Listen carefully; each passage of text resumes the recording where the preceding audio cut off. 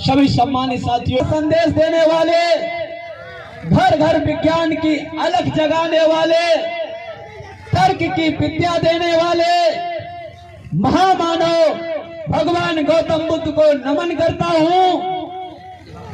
इस देश में अखंड भारत का निर्माण करने वाले मौर्य सम्राट अशोक को मैं तहे दिल से नमन करता हूं।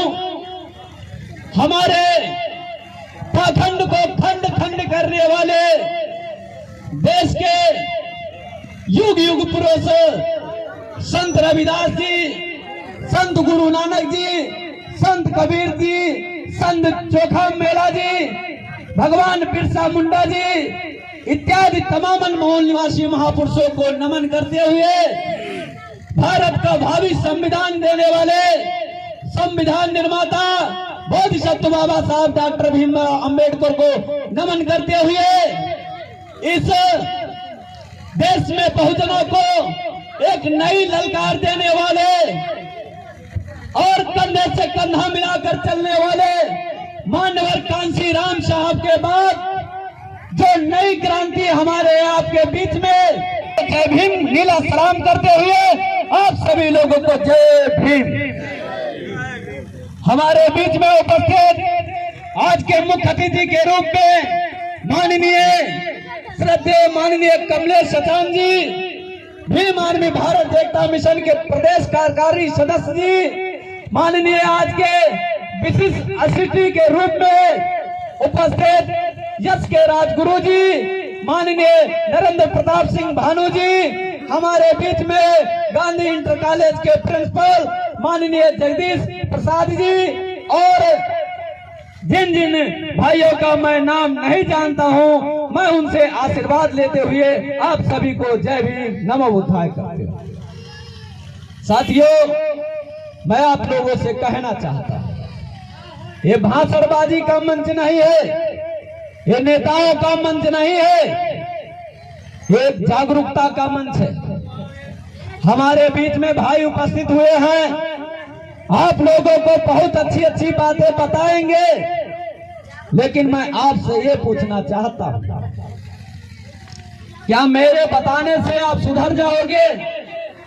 क्या भाई के बताने से आप सुधर जाओगे? भगवान बुद्ध के सामने जब कोई व्यक्ति आता था तो भगवान बुद्ध उसको दीक्षा और ज्ञान देते थे। जब ज्ञान देते थे तो भगवान बुद्ध की शरण में जो चला आता था वो व्यक्ति बुद्ध का हो जाता था। तो क्या ये बुद्ध की खूबी थी या जो व्यक्ति आया उसकी खूबी? किसकी खूबी थी? बुद्ध की। बुद्ध की खूबी 50% थी तो 50% खूबी जो व्यक्ति आया है उसकी थी। क्योंकि मुझे आप चाहे जितना अच्छा ज्ञान दोगे, लेकिन मैं ज्ञान लेने के लिए तैयार नहीं होऊंगा तो तुम कुछ नहीं कर पाओगे मेरा। तो मैं आपसे कहता हूं, मैं चाहे जितनी अच्छी बातें बताऊं, लेकिन अगर आप उसको अमल में नहीं ला सकते तो मेरे बताने से कोई फायदा नहीं। एक बात मैं बताऊंगा साथियों, आज संविधान दिवस हमारे लोग 14 अप्रैल अंबेडकर जयंती मनाते हैं, 6 दिसंबर मनाते हैं और बहुत से हमारे साथी लोग हैं जो बहुत से त्योहार मनाते हैं। जैसे खिचड़ी मनाते हैं, जैसे होली मनाते हैं, जैसे दीपावली मनाते हैं। इन तमाम त्योहारों को मनाते हैं। क्यों मनाते हैं? क्योंकि हमारे घर में जो लड़का जन्म लेता है तो उस लड़के को शुरू से ही यही सिखाया जाता है कि दीपावली आने वाली है, होली का त्योहार आने वाला है, लेकिन हमारे बच्चों को यह नहीं सिखाया जाता है कि 14 अप्रैल आने वाला है। हमारे बच्चे को यह नहीं सिखाया जाता है कि 26 नवंबर आने वाले हैं। क्यों नहीं सिखाया जाता है? क्योंकि दुनिया में घोटाले 2 तरह के होते हैं। लोग कहते हैं नीरव मोदी इतना लेकर भाग गया, मैं पूछता हूं कुछ नुकसान नहीं हुआ। पैसा का घोटाला होता है और दूसरा इतिहास का घोटाला होता है। पैसे के घोटाले से आप बच सकते हो, लेकिन इतिहास के घोटाले से आप बच नहीं सकते। क्यों नहीं बच सकते? क्योंकि बाबा साहब डॉक्टर भीमराव अंबेडकर के बारे में मैं थोड़ी सी बात बताऊंगा। बाबा साहब डॉक्टर भीमराव अंबेडकर 12 नवंबर 1930 में जब गोलमेज सम्मेलन के लिए जाना था, बाबा साहब डॉक्टर भीमराव अंबेडकर का एक लड़का खत्म हुआ पड़ा था। बाबा साहब डॉक्टर भीमराव अंबेडकर का एक छोटा सा बच्चा खत्म हुआ, मृत्यु की सैया पर पड़ा था। बाबा साहब ने उस बच्चे को नहीं देखा। बाबा साहब उस बच्चे को नहीं देखे। बाबा साहब की पत्नी ने कहा, बाबा साहब आप जा रहे हो, कम से कम अपने बच्चे को देखे जाओ। तो बाबा साहब ने कहा, रामू अगर मैं अपने बच्चे के चक्कर में पड़ूंगा तो हमारे 7 करोड़ दलित भाइयों के बच्चे बेमौत मारे जाएंगे। इसलिए बाबा साहब गए, और जब बाबा साहब गए हमारी आपकी मांग उठाई। लेकिन साथियों एक बात मैं बता देना चाहता हूं, बाबा साहब की पत्नी रामाबाई थी।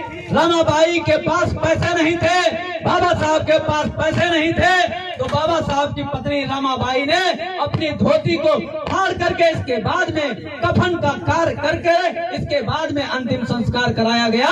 लेकिन साथियों इतिहास में हमको ये सब नहीं पढ़ाया जाता है। इतिहास में पढ़ाया जाता है कि हरिश्चंद्र की पत्नी ने साड़ी फाड़ करके अपने बच्चे का अंतिम संस्कार किया। तो इतिहास हमसे आपसे छुपाया जा रहा है। मैं साथियों ये संविधान दिवस है, हमारे यहाँ अगर कोई अन्य त्योहार पड़ जाए तो हमारे लोग उस त्योहार को मनाने के लिए 10 दिन पहले से तैयारी कर लेते हैं।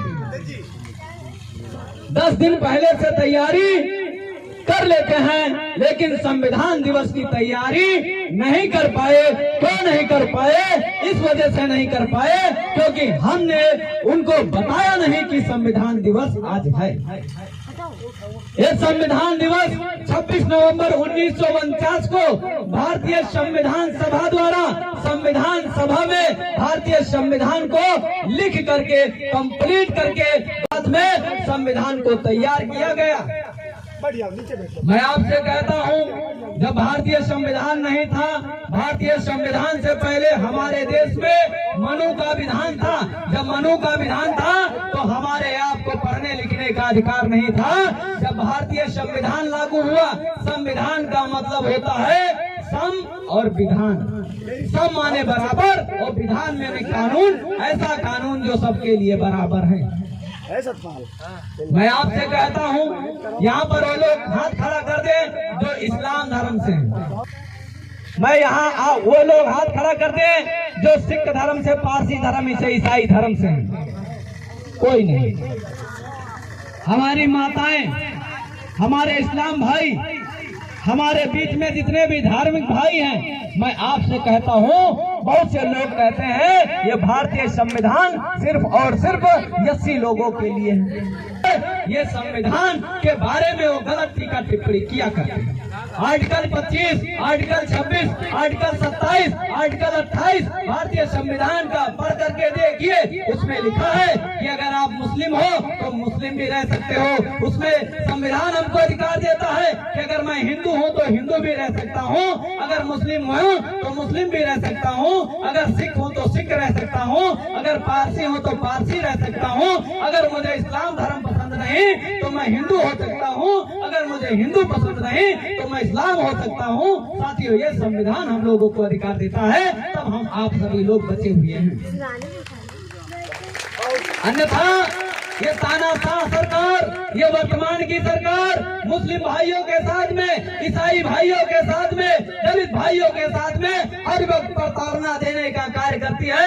मैं आपसे कहता हूँ ये संविधान का अधिकार है तो हम लोग साथियों सुरक्षित हैं। अगर संविधान का अधिकार ना हो और संविधान में धर्मनिरपेक्षता शब्द का अधिकार ना हो तो साथियों हम लोगों के साथ में बहुत अधिक प्रताड़ना हो सकती है। मैं दूसरी बात कहना चाहूंगा, भारतीय संविधान का अनुच्छेद 15 उठा करके देखिए। हमारी माताओं के बारे में आपसे बताना चाहता हूं। माताएं हमारी जो मनुस्मृति में लिखा था स्त्री शूद्रो विद्यानाधियताम, स्त्रियों को सबसे पीछे रखा गया। जब बाबा साहब डॉक्टर भीमराव अम्बेडकर ने संविधान लिखा तो अनुच्छेद 15 लिखा और उसमें उन्होंने लिखा धर्म, जात, लिंग, स्थान के आधार पर कोई भेदभाव नहीं किया जाएगा। ये बाबा साहब डॉक्टर भीमराव अम्बेडकर ने लिखा। तब महिलाएं, हमारी माताएं आज कुर्सी पाने के लिए हकदार हैं। और मैं आपसे कहना चाहता हूँ माताओं, आपसे कहना चाहता हूँ, अगर एक वोट का अधिकार आपका भी है तो एक वोट का अधिकार भाई साहब का भी है। अगर भाई साहब विधायक बन सकते हैं तो हमारी बहन भी विधायक बन सकती है। अगर भाई साहब आईएएस बन सकते हैं तो हमारी बहन भी आईएएस बन सकती है। ये अधिकार कोई और नहीं, अनुच्छेद 15 हमको संविधान का अधिकार देता है सर। मैं दूसरी बात कहता हूँ, बाबा साहब डॉक्टर भीमराव अम्बेडकर जब बड़ौदा में नौकरी कर रहे थे, जब नौकरी कर रहे थे तो उनके पास चपरासी आता था तो दूर से फाइल फेंकता था, दूर से फाइल फेंकता था। क्यों फेंकता था? क्योंकि छुआछूत उस समय बहुत अधिक लागू था। बाबा साहब डॉक्टर भीमराव अम्बेडकर को जब मौका मिला तो संविधान सभा में दहाड़ा और साथियों अनुच्छेद 17 लिखा और 17 में लिखा कि साथियों आज से सारे छुआछूत भेदभाव खत्म।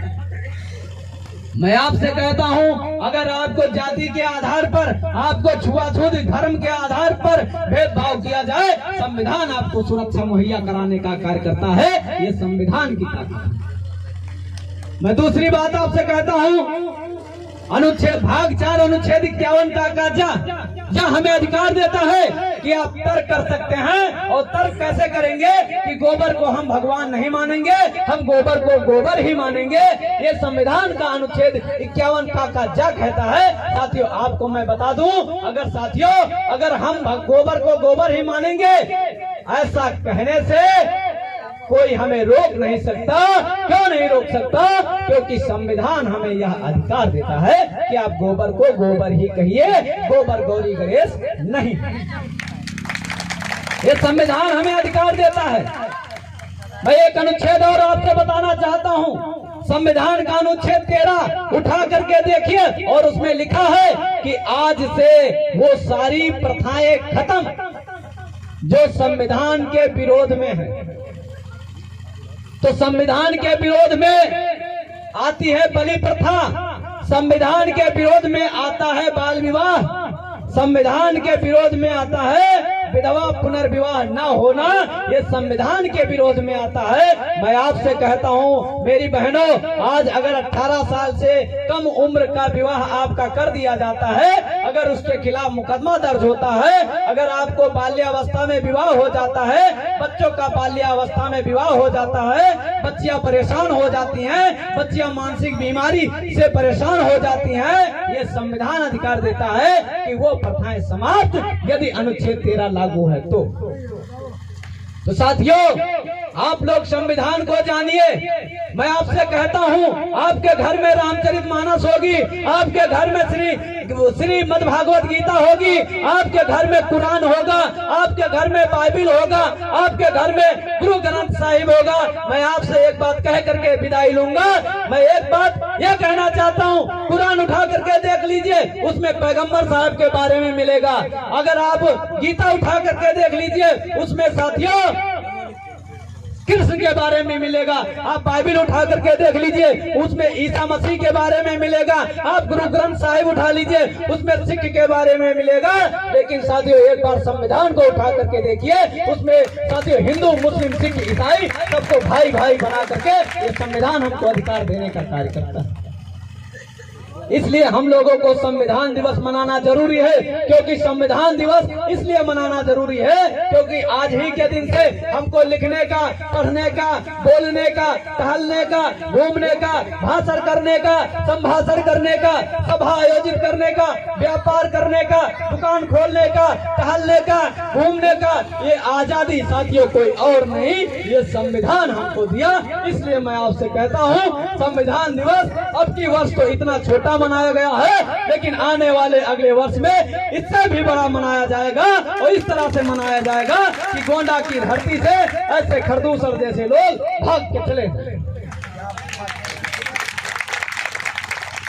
मैं एक